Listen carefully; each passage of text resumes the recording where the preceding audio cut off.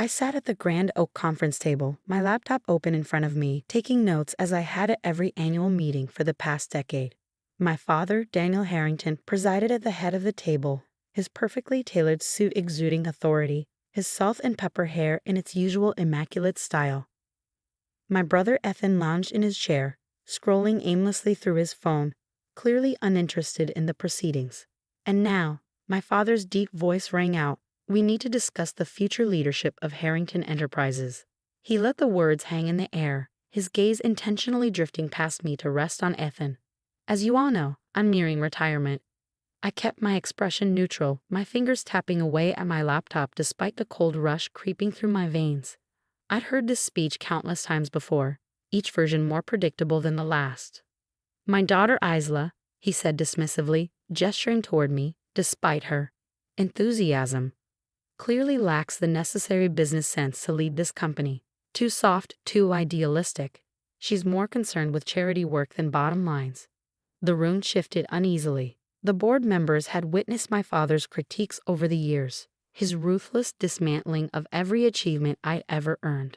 My master's degree from Wharton. She only passed because of networking. My successful overhaul of our struggling European division. It was a fluke. My proposal to restructure our marketing strategy that saved millions? I'm sure she copied it from a consultant. Ethan smirked, finally looking up from his phone. "Face it, Dad," he laughed. "Isla's just here to take notes and organize lunch. That's all she's good for." The board members chuckled politely, but I noticed a few subtle glances in my direction. They had seen my work firsthand, knew I was capable, but none of them would dare challenge Ethan or my father's favorites. "You're right," I replied softly, shutting my laptop. "I'm just here to take notes." My father's smug smile faltered when I reached into my briefcase and pulled out a thick manila envelope. "I'm also here," I said coolly, "as the majority shareholder of Harrington Enterprises." The room fell silent. Ethan's eyes widened in shock. My father's face drained of color. "What kind of nonsense is this?" he demanded, his voice growing sharper. I methodically distributed the documents to each board member, my hands steady despite the pounding in my chest. "6 months ago, when you were busy handling Ethan's public scandal, our stock dropped dramatically. Do you recall why, Father?" He said nothing, but I saw the flicker of recognition in his eyes. "It happened right after Ethan's arrest for assault, the one you paid to keep under wraps. Our stock plummeted 40% overnight. That's when I began acquiring shares quietly through a third party. By the time you were scrambling to fix Ethan's image, you never even realized who was buying up the stock." Ethan sprang forward, reaching for the papers, but I pulled them out of his grasp. "This is impossible," he yelled. "Dad, tell her she's lying." But my father was staring down at the documents, his face a shade of gray I had never seen before. He could see it, the signatures, the legal verifications, irrefutable proof that I now controlled 51% of Harrington Enterprises. "How?" he whispered. "How did you manage this?" I let a small smile tug at the corners of my lips. "Remember Aunt Claire's inheritance? The one you told me was too risky to handle. I didn't listen to your advice, Father. I invested it. Wisely." The board members murmured amongst themselves as they processed the implications of what I had done. I could feel their opinions shifting as they realized what was unfolding. "This is insane," Ethan yelled, standing up so suddenly his chair toppled backward. "I'm the rightful heir to this company, not some naive girl woe." "Mr. Harrington," our legal counsel, Olivia Morgan, interjected, her voice calm yet firm. "I've reviewed the documents. They are entirely legitimate. Your sister is now the majority shareholder of Harrington Enterprises." I reopened my laptop, revealing not meeting notes, but a polished presentation. "Now that we've cleared up the ownership issue, let's talk about the future of the company, starting with the excessive bonuses and the reckless spending by some of our executives." Ethan sank back into his chair, his face as pale as ash. My father gripped the edge of the table, his knuckles whitening. "You think you can do this?" he growled. "I built this company from the ground up." "Yes, you did," I agreed, "and then you nearly destroyed it trying to shield Ethan from the consequences of his actions. The Montgomery account we lost last year, that was because he showed up to the pitch drunk. The Parker lawsuit, that was due to his inappropriate behavior with an employee. The European division crisis, It was his lack of oversight that caused it before I stepped in to fix things. I addressed the board directly. I compiled a full analysis of the company's performance over the last 5 years. I believe you'll find it quite enlightening. For the next 2 hours, I laid out the evidence, Ethan's failures, the money my father had funneled out of the company to keep scandals under wraps, the legal risks we were facing if changes weren't implemented immediately. I presented a clear, structured plan for turning the company around while maintaining our competitive edge. The board listened attentively, asking insightful questions, engaging with my ideas in a way they never had with my father's or Ethan's proposals. I could see respect building in their eyes as I demonstrated not only my knowledge, but my vision for the future. Throughout it all, my father remained silent, his face growing more stony with each passing minute. Ethan alternated between texting frantically, likely trying to bribe lawyers, and glaring at me with open hatred. When I concluded, the board voted unanimously to approve my proposals. This included removing Ethan from his executive position and significantly curtailing my father's direct involvement in the company's daily operations. As the meeting adjourned, my father finally broke his silence. "You think you're so clever, don't you? Using my own methods against me." I packed my things calmly. "No, father. I used my own methods. You taught me that women are too emotional to succeed, so I removed emotion from the equation. You taught me that power is everything, so I gained it.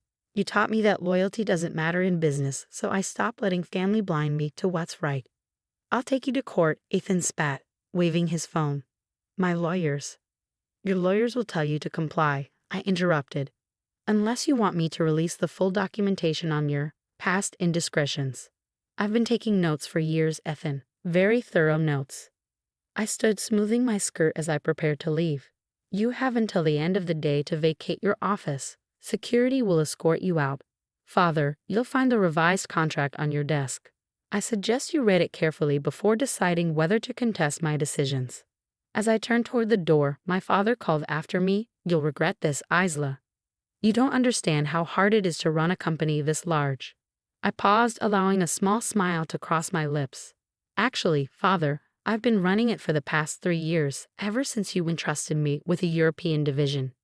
You just didn't bother to check the reports closely enough to see my strategies turning everything around. But don't worry, I'll keep taking notes at future meetings. It's what I'm best at." The door clicked shut behind me, leaving them to stew in their own arrogance. Outside, my assistant Emily was waiting with a stack of documents needing my signature. "Everything went according to plan?" she asked, a knowing smile on her face. "Exactly as planned," I confirmed. "Schedule a meeting with the entire company for tomorrow. It's time for a new chapter."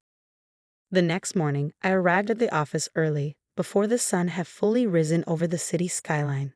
As I walked through the quiet halls of Stewart Industries, my heels clicking against the marble floors, I couldn't help but smile at the nameplates being changed on the executive offices.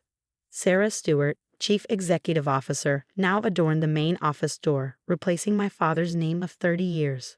My phone had been buzzing nonstop since yesterday's coup. Family members, business associates, and journalists all wanted to know how the coffee girl had orchestrated such a takeover. I'd ignored most of them, but one message from my Aunt Catherine caught my attention. "Your mother would be so proud. Show them what the Stewart women are really made of." The company-wide meeting was scheduled for 9 a.m. in the main conference center. By 8:30, employees were already filing in, the air thick with anticipation and whispered conversations. I watched from my office as the room filled, noting the mix of anxiety and excitement on their faces. At precisely 9 a.m., I stepped onto the stage. The room fell silent. "Good morning," I began, my voice steady. "As you've probably heard, there have been some significant changes in leadership at Stewart Industries. I want to be transparent about what this means for all of you." For the next hour, I outlined my vision for the company's future. No more covering up scandals with company money. No more promoting based on family connections rather than merit. No more toxic workplace culture that protected harassers and punished whistleblowers. "Every single person in this room has value," I declared. "Your ideas matter. Your work matters. And under my leadership, your contributions will be recognized and rewarded based on merit alone." The applause that followed was tentative at first, then grew stronger. I saw hope in the eyes of employees who'd been overlooked for years, determination in the faces of those who'd been afraid to speak up. As I left the stage, my assistant Hannah rushed up to me. "Your brother's wife is in your office," she whispered. "She's threatening to call the police if we try to remove her." I sighed. Let's get this over with. Jessica was pacing my office, her designer heels leaving scuff marks on the floor. She spun around as I entered, her perfectly made-up face contorted with rage. "How dare you?" she shrieked. "Do you have any idea what you've done to us? James is devastated. Your father had to be sedated. The country club is already gossiping about how we've lost everything." I sat down at my desk, deliberately taking my time to arrange my papers. Lost everything. James still owns his shares in the company. Father still has his position, albeit with reduced authority. The only thing that's changed is that they can't keep mismanaging this company for their own benefit. Mismanaging? She laughed hysterically. James worked his entire life for this company. He deserves. James has never worked a day in his life. I cut her off. "Let me show you something." I pulled up the company's financial records on my computer screen, turning it so she could see. These are the losses from projects James managed in the past 5 years. This red line shows the money father spent covering up his mistakes. And this, I pulled up another document, is the report from HR documenting every complaint filed against him for harassment, discrimination, and creating a hostile work environment. Jessica's face paled as she scanned the numbers. But he said those women were lying. He said they were just jealous. They weren't lying, Jessica, and deep down you know that. How many times have you had to apologize for his behavior at company events? How many times have you made excuses for him coming to work drunk or high? How many times have you watched him humiliate employees just because he could? She sank into a chair, her shoulders slumping. What am I supposed to do now? We just bought a new house. I have the charity gala coming up. That's not my problem, I replied calmly. But if you're worried about money, I suggest you look closely at your prenuptial agreement, specifically the clause about infidelity. Her head snapped up. What are you talking about? I slid a folder across the desk. More notes I've been taking. Your husband isn't as discreet as he thinks he is, especially not with his assistant Jennifer. As Jessica flipped through the photos and hotel receipts, her face crumbled. Without another word, she grabbed her designer purse and fled the office, mascara streaming down her cheeks. I barely had time to breathe before my phone rang, my father's lawyer. "Miss Stewart, your father wishes to contest the stock purchase. He claims you used insider information."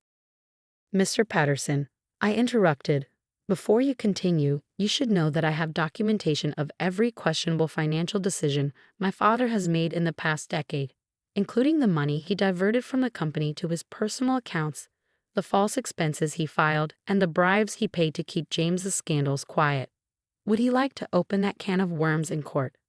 Silence on the other end. "Then I'll advise him against legal action." Wise choice. The next few weeks were a whirlwind of changes. I restructured the executive team, promoting people who'd been overlooked due to my father's prejudices. Maria Chen, who'd been brilliant in middle management despite James's constant harassment, became our new COO.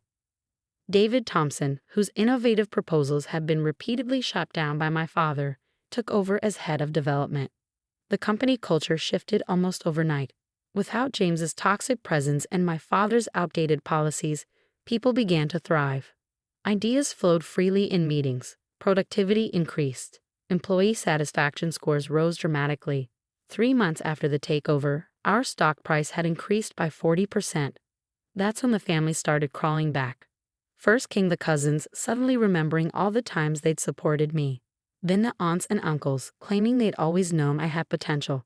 My father's sister Linda, who'd once told me I should focus on finding a husband instead of a career, now wanted to know if her son could intern at the company. I declined them all politely but firmly. James tried a different approach. He showed up at my apartment one night, drunk and belligerent. "You think you're so smart," he slurred, swaying in my doorway. "But you're still just Dad's disappointing daughter. You'll never be a real businessman." "Businesswoman," I corrected him. "And I'm not the one who lost their job, their wife, and their reputation in a single day. How is Jessica, by the way? I heard she's quite happy with her divorce settlement." He lunged at me, but I'd anticipated this.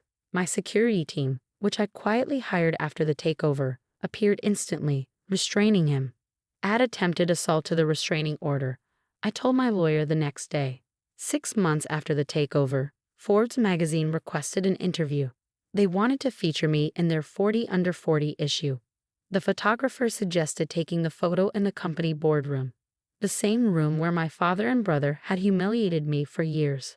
As I sat in my father's old chair, now mine, the photographer asked me to share the secret to my success. Patience, I replied, and very good note-taking skills. The article came out a month later. I had it framed and sent copies to my father and James, along with their quarterly dividend statements showing how much money they'd made thanks to my leadership. 1 year after the takeover, I hosted a gala celebrating Stewart Industries' most successful year in its history. The event was covered by all major business publications. I gave a speech about innovation, integrity, and the importance of recognizing talent regardless of gender or background. My father attended, though he hadn't been invited. He looked older, smaller somehow. He approached me after my speech, a glass of whiskey trembling in his hand. "You've done well," he admitted grudgingly. "Better than I expected." "I know," I replied. "I've always done better than you expected. You just never bothered to notice." He flinched. "Sarah, I may have been wrong about some things." "Some things?" I raised an eyebrow. "Many things," he amended. "I don't suppose, is there any chance we could start over? As a family?" I studied him for a moment, remembering all the years of dismissal, of cruel comments, of being told I wasn't good enough. Then I thought of my mother, who taught me that true strength isn't about revenge. It's about rising above those who tried to keep you down. "We can't start over," I said finally. "But if you're willing to acknowledge your mistakes and make real changes, we might be able to move forward. As business associates first, family, we'll see." He nodded slowly, understanding that this was more than he deserved but less than he'd hoped for. The next board meeting was held in the same room where everything had changed a year ago. But this time, when I sat at the head of the table, no one questioned my right to be there.